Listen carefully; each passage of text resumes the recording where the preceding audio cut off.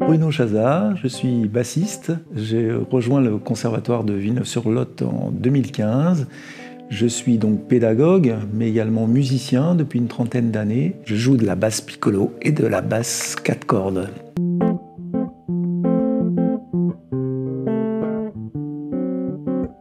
L'instrument s'est développé énormément entre les 4, les 5, les 6 cordes, les basses fretless, les basses fret. Bon, moi je suis plutôt un bassiste fretless de 4 cordes. J'ai commencé à apprendre l'instrument de cette façon-là, mais pour l'enseignement, je me suis rendu compte quand même que les frets étaient importants pour les étudiants, donc j'ai basculé sur la basse fret.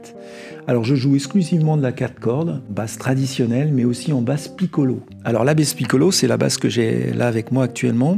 C'est une basse 4 cordes, donc on ne voit pas de différence visuellement par rapport à une basse normale, mais elle est accordée une octave plus haut. Ça me permet, si tu veux, dans les cours, de pouvoir accompagner mes élèves sans que les fréquences se mélangent.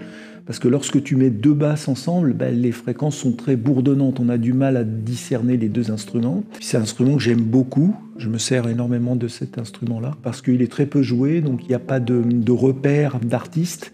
Et donc on est vraiment soi-même sur l'instrument.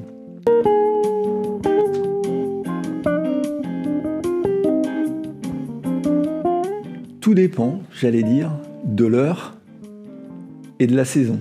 Je vais essayer d'être plus clair. En voiture, par exemple, j'aurais tendance à écouter plus ce qui est actuel, les chansons pop, rock, voire.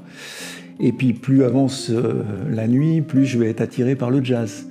En été, je vais écouter plus des musiques un peu plus dansantes, un peu plus chaudes, les musiques américaines latines, le reggae, voilà. Tout dépend un petit peu du jour, de l'état d'esprit. Ils ont chacun un ressenti en fonction de la journée, en fonction de l'heure, en fonction de la saison, en fonction de l'état d'esprit.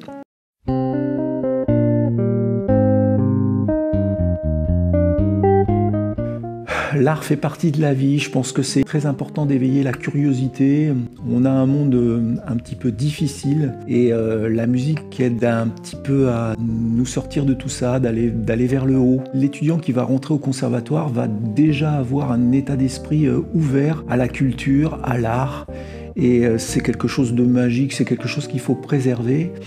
Et quand on a touché un petit peu à cet art qu'est la musique, comme peut l'être la peinture, on a du mal à s'en défaire, du mal dans le sens bien du terme, c'est-à-dire que ça nous enrichit toute notre vie. Donc pour les étudiants qui ont envie de franchir la porte, je vous dis oui, faites-le.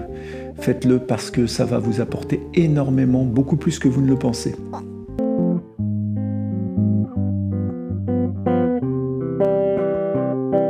J'ai toujours cet état d'esprit d'accueillir l'étudiant, de le faire progresser, dans un état de confiance réciproque. Voilà, donc je pense qu'il faut ouvrir cette porte, venir et puis découvrir ce monde merveilleux qui est la musique, en ayant confiance en soi, parce que c'est la base de tout, et en ayant confiance en son prof qui vous le redonnera d'une façon agréable.